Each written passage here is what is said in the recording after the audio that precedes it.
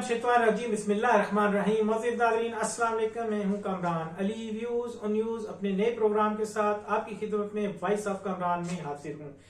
अजीज दोस्तों, थाना रवात के इलाके में बहरिया टाउन फेज 7 में एक डकैती हुई। डकैतियां तो रोजमर्रा का मामूल है। पाकिस्तान की गली गली कूचे कूचे और करिए करिए में इस वक्त अब डकैतियों का, एक लॉ एंड ऑर्डर का और स्ट्रीट क्राइम का एक न रुकने वाला सिलसिला जारी है।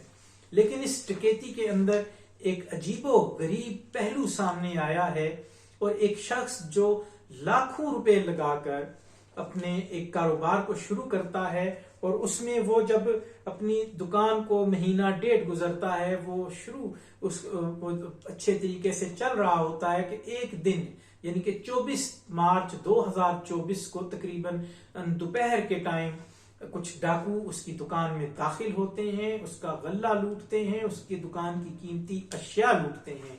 ये तो आम रूटीन का काम है, लेकिन डाकुओं ने एक बड़ी ही अजीब और दीदा दिलेरी का मुजाहरा किया कि उस शख्स से उसके एटीएम कार्ड छीने, उसको रस्सियों से बांध के दुकान में छोड़ा।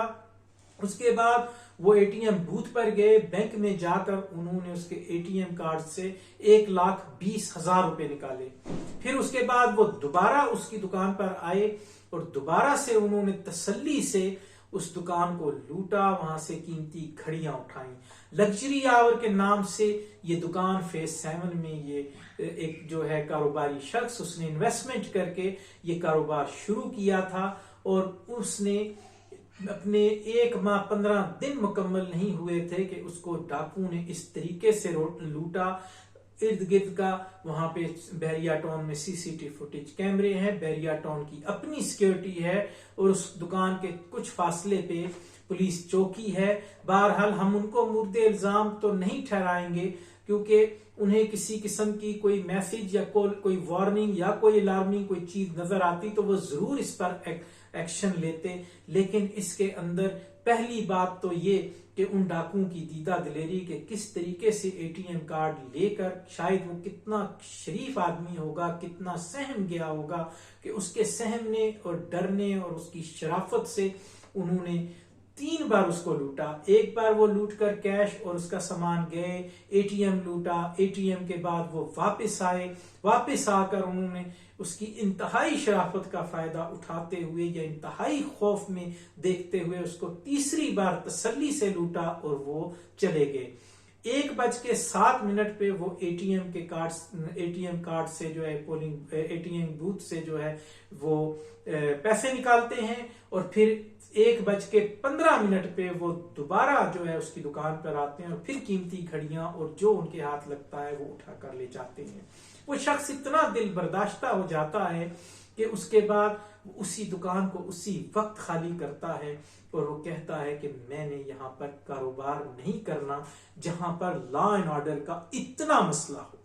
अब अजीज दोस्तों, यहाँ पर एक सवालिया निशान तो खड़ा होता है कि जिस मुल्क के अंदर हुकूमतें गिराने और हुकूमतें बनाने और हुकूमतें बचाने के अंदर हुकूमतें लगी हों, यहाँ की लॉ एंड ऑर्डर के इदारे जो हैं वो हुकूमतों की हाथों की लौंडियां बने हुए हों, लेजिस्लेशन करने के इदारे वहां पर लेजिस्लेशन होने की बजाय हर कोई अपनी लूटी हुई दौलत को बचाने के लिए कवानीन बना रहा हो, जहां पर जो है तहफ्फुज की बजाय एक अदम तहफ्फुज की फजा बना दी गई हो, तो फिर इस मुल्क के अंदर कोई कारोबारी, कोई पैसा लगाने वाला इस मुल्क में पैसा नहीं लगाएगा।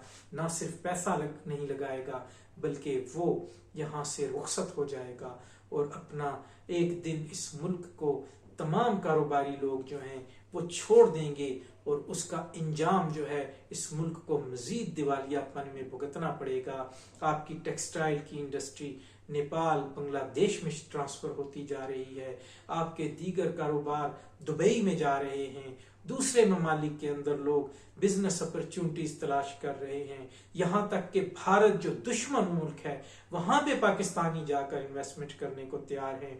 आपके जो हुक्मरान हैं उनकी फैक्ट्रियां वहां पर मौजूद हैं, उन्हें भी पता है कि हमने इस मुल्क की जो हालत कर दी है वो इस मुल्क में पैसा लगाने वाली नहीं है। तो अजीज दोस्तों, इसके बारे में हमें सोचना होगा, हमारे इदारों को सोचना होगा, और जो हमारे जैसे तैसे नाजायज और जायज राय से आने वाले हुक्मरानों को सोचना होगा कि इस मुल्क की कौम, इस कौम को क्या वो देकर जा रहे हैं, इस मुल्क की आवाम को वो क्या देकर जा रहे हैं।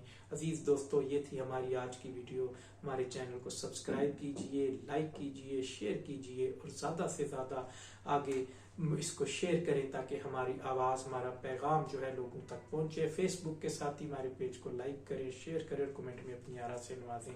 वमा अलैना इल्लल बलाग।